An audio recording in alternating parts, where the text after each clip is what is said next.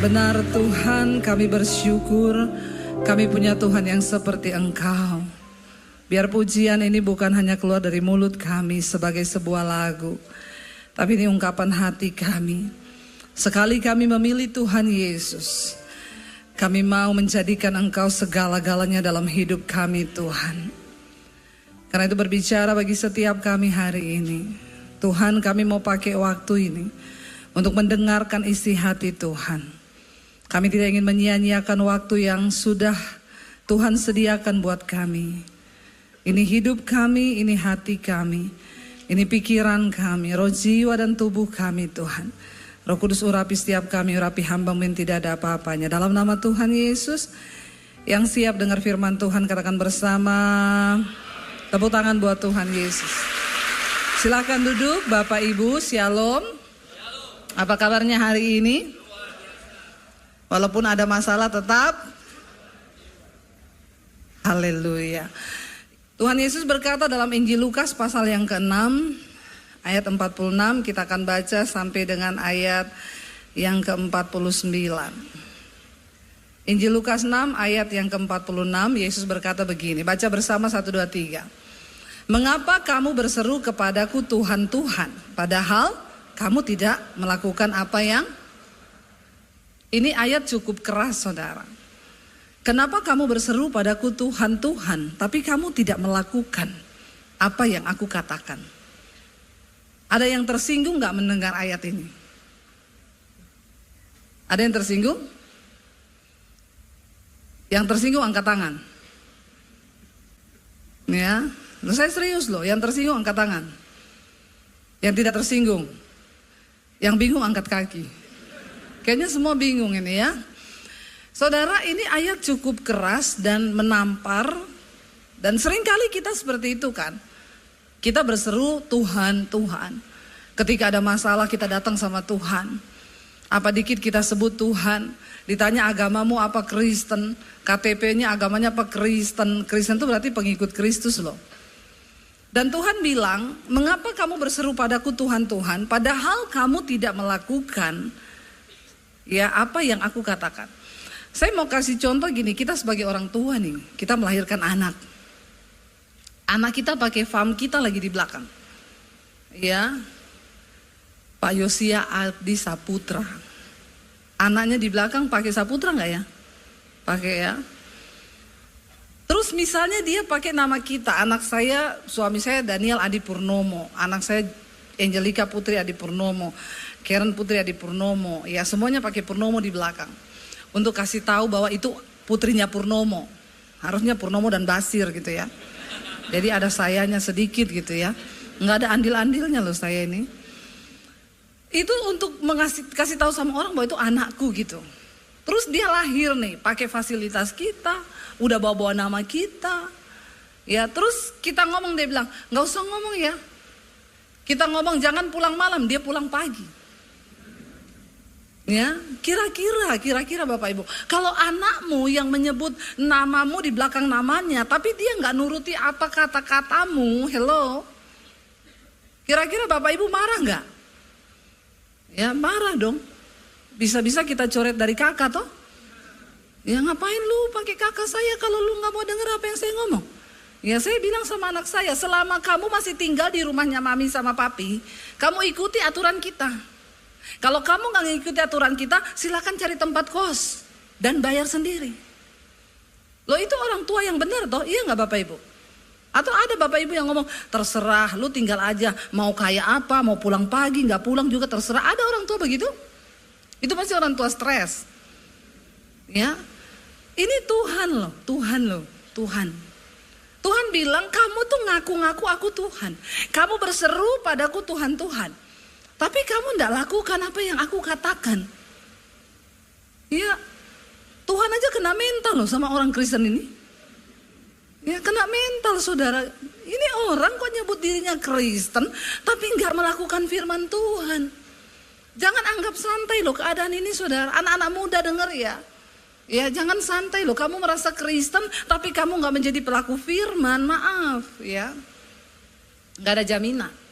Lalu Tuhan tuh bilang begini saudara. Ayat 47 baca. 1, 2, 3. Setiap orang yang datang kepadaku dan mendengarkan perkataanku serta melakukannya, aku akan menyatakan kepadamu dengan siapa dia dapat disamakan. Kalau kita jadi orang Kristen ngaku Yesus Tuhan, kita dengar firman, lalu kita melakukan, kita itu seperti kalau di Injil Matius dikatakan dia disamakan dengan orang yang bijaksana. Ada 2 jenis tipe orang Kristen, satu bijaksana, satu bodoh. Ya. Yang bijaksana itu yang bagaimana? Ayat 48 baca. Ia sama dengan seorang yang mendirikan rumah. Orang itu menggali dalam-dalam dan meletakkan dasarnya di atas batu. Ya, ketika datang air bah dan banjir melanda rumah itu tidak dapat digoyahkan karena rumah itu kokoh, karena dasarnya itu batu. Ya, orang yang mendengarkan firman dan melakukan, dia itu membangun kehidupannya itu di atas dasar yang kokoh, yaitu firman Tuhan.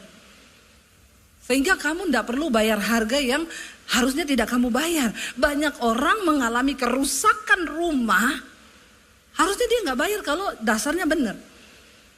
Saudara, ketika orang membangun di atas dasar batu, ya, itu memang tidak seperti orang bangun di atas dasar pasir. Dulu saya berpikir, ini gimana sih Tuhan nulis ayat ini? Nggak ada lah orang bangun rumah di atas dasar pasir, apalagi di Indonesia kan. Bagaimana mungkin orang bangun di atas dasar pasir? Makanya saudara, kalau ada duit, ya walaupun nggak ada duit juga, rindulah pergi ke Israel. Nggak ada yang bilang amin loh. Imannya masih terbatas. Ya, pasti langsung otaknya mikir, nggak ada duit, bagaimana bisa saya ke Israel? Ya, dulu saya juga nggak suka, ngapain sih orang Kristen ke Israel? Tapi satu kali suami saya bilang, "Say, kamu tuh pengkhotbah loh. Semua ayat-ayat di Alkitab yang ditulis tuh konteksnya itu di sana. Yesus pernah ada di sana. Ya kalau kamu ada kesempatan pergi, ya pergilah." Dan puji Tuhan saya pergi pertama memang nggak bayar. Langsung ditawar jadi pembawa, ya bawa rombongan saudara. Dan saya baru lihat, oh ternyata di sana itu memang kan padang pasir, ya, enggak kayak di Indonesia toh. Nah, kalau padang pasir itu digali, ya, kalau orang menggali dalam baru ketemu batu di bawah. Tapi banyak orang merasa dia sudah gali dalam, padahal masih pasir. Nah, dia taruh tiang rumahnya di situ, dia bangun. Walaupun dalam, cukup dalam, tapi belum ketemu batu, masih pasir. Kalau orang bangun rumah taruh tiangnya di pasir, kalau datang hujan, ya, maka air akan membawa pasir, karena pasir itu dia tidak berat.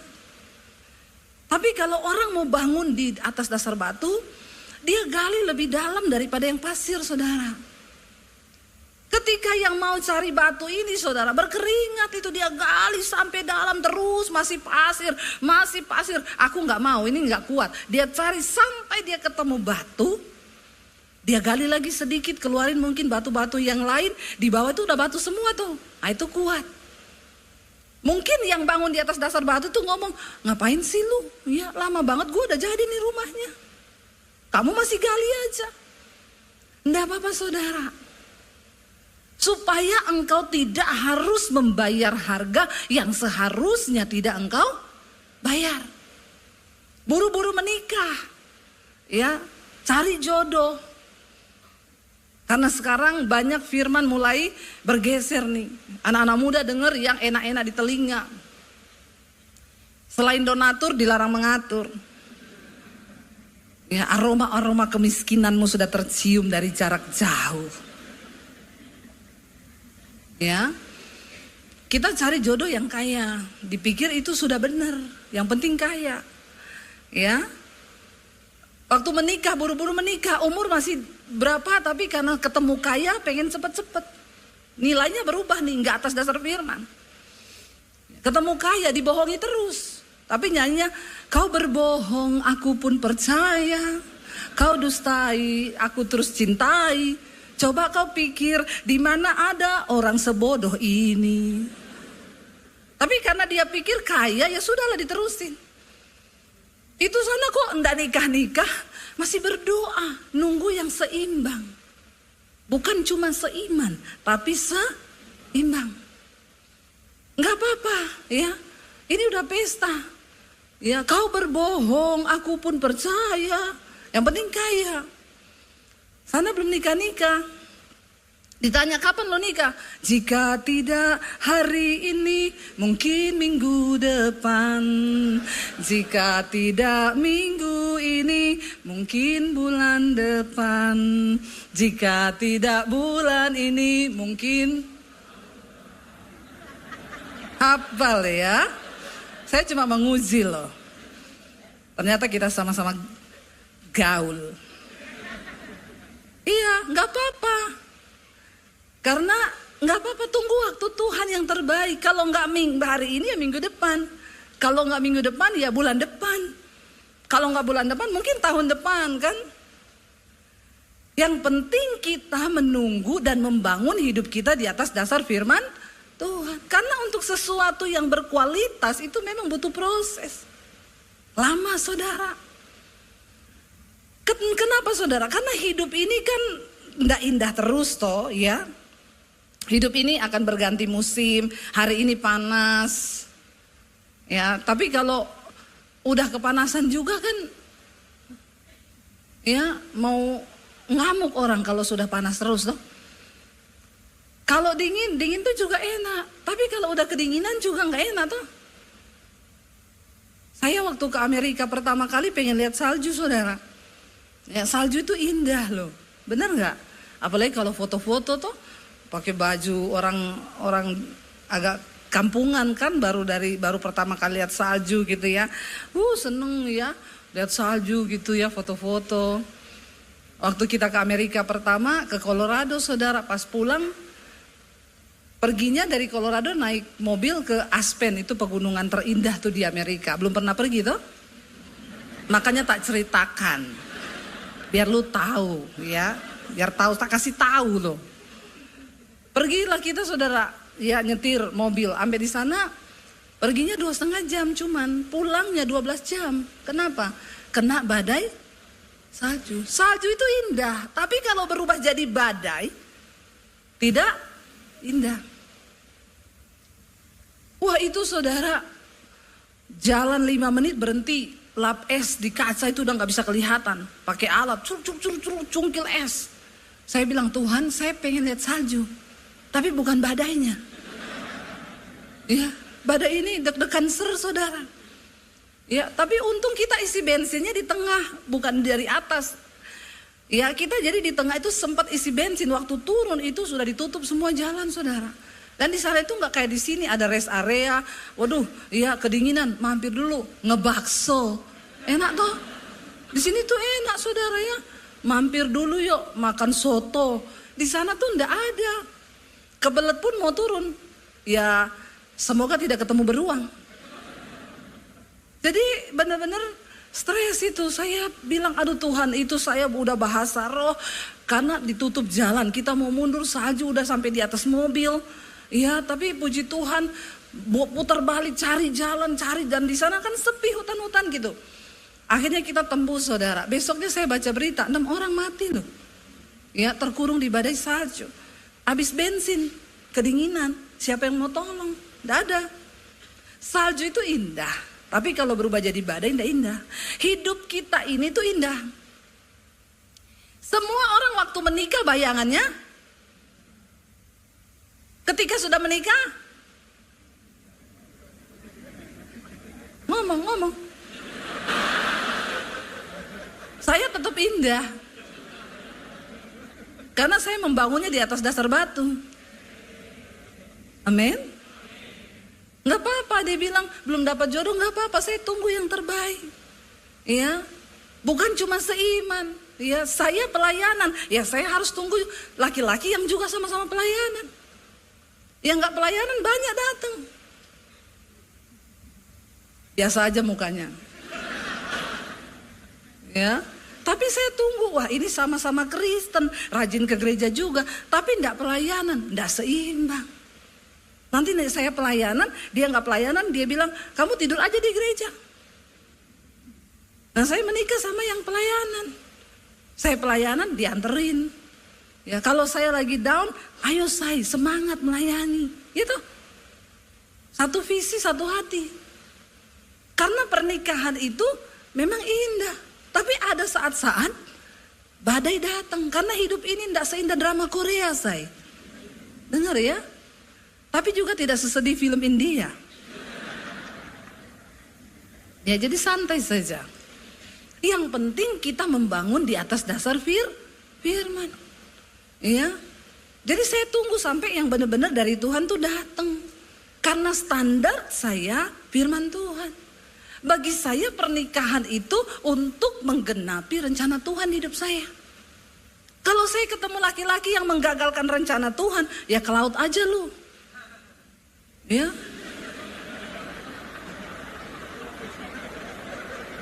Ada yang keceplosan ketawa ya. Kayaknya pengalaman pribadi. Iya enggak saudara. Ngapain gitu? Buang waktu, buang tenaga, buang energi. Ya, kita menikah dengan orang yang salah itu, waduh, neraka saudara. Bayar harganya mahal. Bahkan banyak yang enggak tahan bayar harga, pilih bercerai. Ya, makanya banyak orang membuang energinya, membuang ya kekuatannya untuk hidup yang sia-sia, yang harusnya dia tidak jalani. Tapi karena kau tidak taruh dasar hidupmu di atas firman Tuhan, sehingga kau lakukan kesalahan demi kesalahan yang sama. Ya ada orang datang sama saya sudah capek bu dengan hidup bu, kenapa? Saya sudah 3 kali nikah. Itu nikah apa doyan? Kenapa bisa 3 kali? Pertama dapat penjudi bu. Saya nggak kuat, uang habis buat judi, lalu kami cerai. Saya nikah lagi yang kedua, ya dapat pemabok. Ini namanya keluar dari mulut singa, masuk mulut buaya. Ya, dia nikah lagi sama yang ketiga, dapat pembohong bu. Keluar dari mulut buaya, masuk mulut anakonda. Kenapa bodoh kau? Karena tidak baca Alkitab dan tidak melakukan Alkitab. Jangan cuma baca toh juga. Ada orang bangga, saya bu sudah 5 kali selesai baca Alkitab. Tapi kelakuannya nggak ada tanda-tanda perubahan hidup. Terus ngapain lu bangga baca Alkitab 5 kali? Bukan soal 5 kali kamu baca, tapi ada nggak dari firman Tuhan yang sudah merubah hidupmu? Itu yang penting. Amin saudara. Yesus bilang ya memang mungkin tidak enak ketika kita mau membangun hidup di atas dasar firman Tuhan, tidak enak.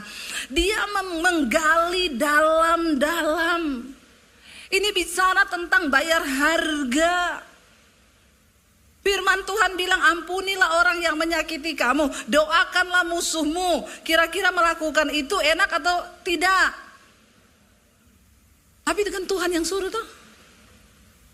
Kau ke gereja tiap hari Minggu toh?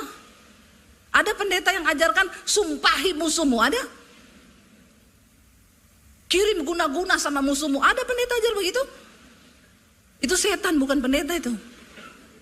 Ya, karena firman Tuhan yang benar berkata, doakan musuhmu. Dan itu tidak gampang saudara. Nah itu yang dimaksud gali dalam-dalam. Karena kalau kau lepaskan pengampunan, keuntungannya untuk dirimu juga. Supaya kau tidak kepahitan. Supaya mukamu gak cepet tua, amin. Percuma kau anti-aging, mau perawatan apa. Kalau hidupmu penuh kepahitan, kayak nenek sihir mukamu. Ya, Tuhan itu sudah tahu firman Tuhan itu paling baik. Kalau kita disuruh hidup kudus, ya hidup kudus saudara. Memang gak gampang, aduh saya ini tukang dugem, tukang mabok, tukang rokok, tiap malam minggu party-party. Tapi firman Tuhan bilang gak boleh begitu. Saya harus berubah nih. Bukan apa-apa, Tuhan sudah tahu itu.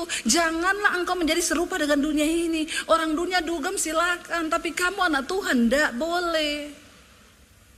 Bukan apa-apa ya, gajimu cuma 4 juta. Kenapa mau sombong-sombong dugem lagi? Saya tahu tuh banyak anak-anak muda yang dugem tuh gaji cuma 4 juta itu. Kasbon lagi. Terima gaji tinggal 2,5. Terus kau dugem, please deh. Di mana akal budimu? Tuhan bilang untuk menyiapkan diri menjelang kedatangan Tuhan, siapkan akal budimu. Otak nih dipakai.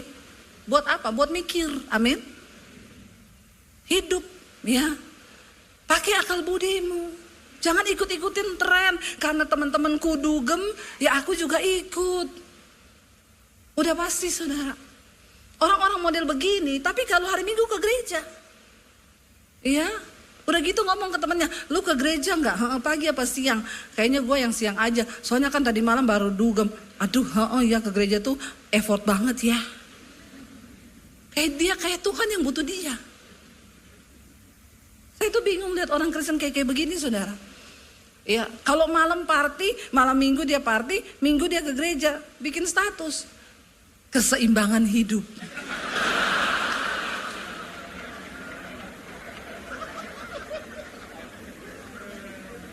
Malam dugem, pagi ke gereja. Ya, itu namanya kesenjangan rohani. Heran loh, heran. Lalu kamu anggap Tuhan tuh apa? Tuhan tuh gak suka loh. Kamu menyebut aku Tuhan, tapi kamu gak lakukan firmanku. Alkitab berkata, kuduslah kamu sebab aku kudus. Karena tanpa kekudusan orang gak mungkin lihat Tuhan. Terus kita enak gitu, ya free sex, melakukan seks bebas. Ya anak-anak muda sekarang kan harus coba dulu. Kemarin saya tuh podcast sama Melanie Ricardo, saudara, tolong tonton ya. Bukan iklan ini, banyak nilai yang harus saudara dapat. Saya serius ini, saudara tonton sama tidak tetap banyak yang nonton kok. Tapi itu ada nilai. Dia tanya salah satu pertanyaannya tuh begini. Bu, hari-hari gini kan anak muda itu bilang orang sebelum menikah harus test drive. Kayak beli mobil, anak-anak muda. Nge-seks dulu sebelum nikah. Bukan apa-apa, ini sih dia yang bilang. Nggak taunya nanti dia ternyata nggak pinter seks atau apalah ukurannya XL, ML atau apa itu saya nggak tahu, dia bahasnya gitu. Tapi itu di kalangan anak muda sekarang katanya seperti itu. Saya bilang itu pasti orang tidak beriman. Dan tidak sungguh-sungguh percaya Tuhan. Kalau dia beriman dan percaya Tuhan, pikiran-pikiran seperti itu nggak ada. Karena Tuhan tahu pasangan yang terbaik buat kita itu siapa, orangnya apa. Kalau engkau mengandalkan Tuhan, maka rencana Tuhan itu yang terbaik. Amin. Dengar ya anak muda, dengar loh. Jangan pakai hidup ini dengan logikamu. Karena Alkitab bilang yang berhikmat bagi dunia itu yang paling bodoh di mata Tuhan. Biarin aja orang kelihatan sudah sukses. Mungkin dia bangun di atas dasar pasir, makanya cepet. Gak perlu iri, gak perlu ribet, gak perlu sakit hati. Kamu tetap aja menggali. Ya pelan, tapi kamu temukan batu di bawah. Bangun hidupmu di atas dasar firman Tuhan. Lakukan firman Tuhan. Ya, walaupun lambat, walaupun telat, karena Tuhan itu mencintai proses. Tapi manusia tidak suka, maunya semua yang serba instan. Ya, makan mie instan terus ususmu bocor loh. Ya, kamu suka yang instan itu semua tidak sehat. Benar nggak? Buah belum matang dipetik, kenapa? Biar instan diperem, ya nanti cepat matangnya, pasti rasanya beda. Beda dengan proses kehidupan yang memang harus kita jalani. Ayo bangun hidupmu di atas dasar firman Tuhan. Rasul Paulus berkata begini. Dalam 1 Korintus 3 ayat 10. Dia bilang begini saudara. Sesuai dengan kasih karunia Allah yang dianugerahkan kepadaku. Aku sebagai seorang ahli bangunan yang cakap. Telah meletakkan dasar dan orang lain membangun terus di atasnya. Tetapi tiap-tiap orang harus memperhatikan bagaimana ia harus membangun di atasnya. Karena tidak ada seorang pun dapat meletakkan dasar lain daripada dasar yang telah diletakkan, yaitu Yesus Kristus. Saudara semua di sini Kristen, kita sudah membangun di atas dasar Yesus. Tapi perhatikan bagaimana engkau membangun. Entahkah orang membangun di atas dasar itu dengan emas, perak, batu permata, kayu, rumput kering atau jerami. Ya. Kelihatannya semua Kristen, tapi ternyata bangunannya beda-beda saudara. Sekali kelak pekerjaan masing-masing orang akan nampak karena hari Tuhan akan menyatakannya. Sebab ia akan nampak dengan api, ujian, penampian. Dan bagaimana pekerjaan masing-masing orang akan diuji oleh api itu. Jika pekerjaan yang dibangun seseorang tahan uji, ia akan mendapat upah. Jika pekerjaannya terbakar, ia akan menderita kerugian. Tetapi ia sendiri akan diselamatkan, tapi seperti dari dalam. Mau nggak saudara? Ujung-ujungnya sih selamat karena nggak menyangkal Yesus dan dapat kesempatan bertobat. Tapi selama hidup kau seperti dibakar dalam api. Selamat tapi modelnya gosong dan keriting angus gitu mau? Saya nggak mau lah. Ya, pekerjaan masing-masing orang tuh akan diuji dengan api, ujian. Kenapa perlu kita membangun di atas dasar batu? Karena dalam hidup ini ada kalanya musim berganti. Iya, yang kelihatannya salju indah, waktu datang badainya, semua bahkan bisa membawa kematian. Musim hujan kalau biasa, tapi ketika air bah dikatakan di sana, ya yang dibangun di atas dasar pasir tuh hanyut dengan air. Nggak kuat. Iya, kenapa kita perlu mendengar dan melakukan firman? Supaya kita kuat menghadapi setiap pencobaan, setiap masalah dalam hidup kita. Tegap, tetap berdiri sampai Tuhan datang. Kita baca ayat di dalam Yakobus, saudara. Yakobus 1 ayat 21 sampai 24. Baca dengan suara yang keras karena saya tahu saudara di rumah jarang baca Alkitab. Yakobus 1 ayat 21, 1, 2, 3. Sebab itu dikatakan di sana, buanglah segala sesuatu, baca, yang kotor dan kejahatan yang begitu banyak itu, dan terimalah dengan lemah lembut firman yang tertanam di dalam hatimu, jadi firman itu berkuasa menyelamatkan jiwa. Terima dengan lemah lembut, buang dulu semua yang kotor, terima firman yang sanggup menyelamatkan. Tetapi dikatakan hendaklah kamu menjadi pelaku firman dan bukan hanya pendengar saja. Sebab jika tidak demikian, kamu ada orang tipu dirinya sendiri, saudara. Banyak ternyata. Kalau kau hanya mendengar firman tapi tidak melakukan, dikatakan dia menipu dirinya sendiri. Sebab, ayat 23, sebab jika seseorang hanya mendengar firman saja dan tidak melakukannya, ia adalah seumpama seorang yang sedang mengamat-amati mukanya yang sebenarnya di depan cermin. Baru saja ia memandang dirinya, ia sudah pergi dan ia segera lupa bagaimana rupanya. Saya mau tanya sama saudara hari ini, ada nggak saudara yang lupa dengan mukamu? Ada yang lupa dengan mukanya? Tolong angkat tangan. Yang ingat dengan mukanya angkat tangan. Yang ingat saja. Saya tanya serius ini loh. Tolong ada pilihan sedikit hidupmu itu. Dari tadi ditanya nggak ada pilihan terus. Orang takut salah itu kelihatan ya. Kalau salah saya nggak marah. Bener juga nggak dapat sepeda. Jadi nggak apa-apa angkat tangan aja. Yang ingat mukanya hari ini angkat tangan. Yang ingat mukanya. Ya, yang tidak ingat tolong pengerja bawa ke rumah sakit jiwa itu. Pasti udah gila itu. Kenapa kita ingat muka kita? Karena tiap hari kita bercermin. Saya ingat muka saya. Ya, saya punya lesung pipi di sebelah kanan. Kenapa saya tahu? Karena tiap hari saya bercermin.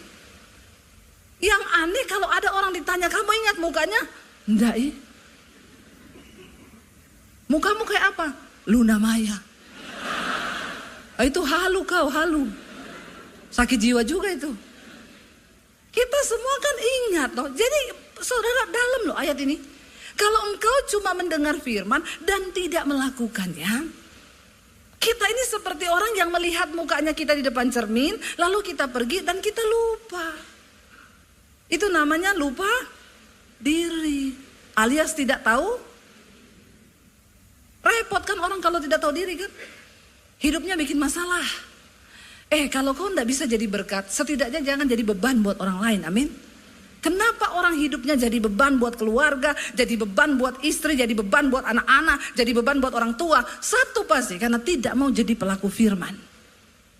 Saya sudah melihat itu. Makanya orang kalau datang konseling, Bu saya mau konseling, hidupku banyak masalah. Kau pulang saja lakukan firman, tidak usah konseling. Amin. Udah harus begitu pendeta sekarang Pak. Tidak usah dengar-dengar orang konseling, bikin pusing kita. Nanti dia balik lagi minggu depan, urusannya sama lagi tuh. Makanya saya sekarang gak mau. Mau konseling apa? Semua jawaban hidupmu ada di Alkitab. Kau pulang baca itu Alkitab, lakukan. Mesti hidupmu benar. Amin. Tuhan sudah mau datang loh saudara. Mau sampai kapan kita hidup begini-begini terus? Ya, mau sampai kapan kita gak bertobat? Kalau ditanya, kapan kamu bertobat? Jika tidak hari ini, mungkin minggu depan. Ya kalau kau masih hidup minggu depan, kalau mati. Hidup ini kan gak ada yang tahu. Ayo kita bertobat hari ini. Kenapa saudara? Karena firman Tuhan itu sanggup menyelamatkan jiwa kita. Kenapa orang gampang tinggalin Yesus? Kenapa orang gampang melupakan Tuhan? Karena tidak berakar kuat dalam firman Tuhan. Iya, saya undang para imam musik maju ke depan, waktunya sudah habis itu. Kayaknya itu jam salah itu. Belum lama tuh. Saudara salah lama belum? Kayaknya dipercepat itu waktunya. Iya, kita berdoa, ayo hari-hari ini. Ayo, Yesus itu sudah yang terbaik. Kalau kita sudah memilih Tuhan Yesus. Ayo, kita mau bilang, Tuhan aku mau habis-habisan cinta Tuhan. Aku mau habis-habisan jadi pelaku firman. Itu jaminan kebahagiaan hidup kita. Supaya kau tidak mudah goyah. Bangkit berdiri bersama saudara. Katakan pujian ini di hadapan Tuhan. Memilihmu bagian yang terbaik. Selamanya takkan terganti.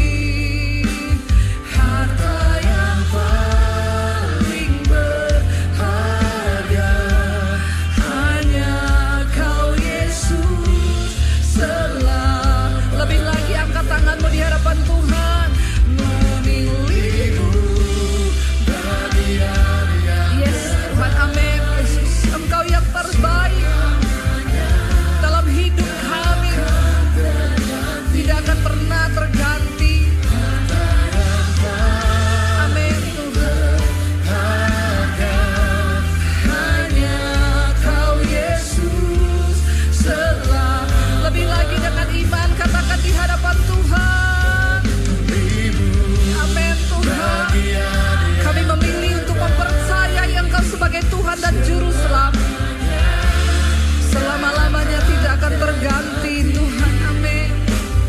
Harta yang paling berharga hanya Kau Yesus selamanya.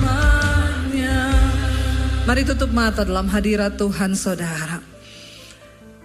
Yesus berkata, kenapa engkau panggil aku Tuhan, Tuhan, tapi kau tidak mau melakukan segala perkataanku. Hari ini kita datang di hadapan Tuhan. Dan katakan, Tuhan kami sudah memilih Engkau sebagai Tuhan dan Juru Selamat kami. Sebab Engkau yang terbaik. Hanya Engkau Tuhan yang turun dari sorga. Yang sanggup menunjukkan jalan untuk kembali ke sorga. Karena itu kami percaya kepadamu Tuhan Yesus. Dan mampukan kami untuk menjadi pelaku-pelaku dari setiap perkataanmu Tuhan. Kalau engkau berkata kami harus kudus, kami mau belajar untuk hidup dalam kekudusan. Kalau firman-Mu berkata buang segala kecemaran dari hidupmu, semua yang kotor, segala dosa yang ada, kami mau belajar Tuhan. Supaya kami tidak menjadi orang yang hanya menyebut Engkau Tuhan, berseru kepadamu Tuhan, Tuhan. Tapi kami tidak menjadi pelaku-pelaku firman. Ampuni kami Tuhan, ampuni kami. Hari ini kalau firman Tuhan berkata, hidup rukun bersama suami istri. Tanggalkan semua egomu. Pilihlah untuk hidup rukun bersama. Karena itu yang terbaik buat rumah tanggamu. Anak-anak muda, kalau Tuhan suruh hidup kudus, tinggalkan free sex, tinggalkan dugem, tinggalkan semua hal-hal yang dapat menyakiti hati Tuhan. Tidak ada jaminan, tidak ada jaminan di hari-hari terakhir yang semakin sukar, kecuali di dalam firman Tuhan. Itu jaminan terbaik bagi kita. Yesus menjadi penjamin hidup kita, bahkan sampai pada kekekalan. Sebagai tanda komitmenmu kepada Tuhan, angkat tanganmu sekali lagi, katakan pujian ini. Amin.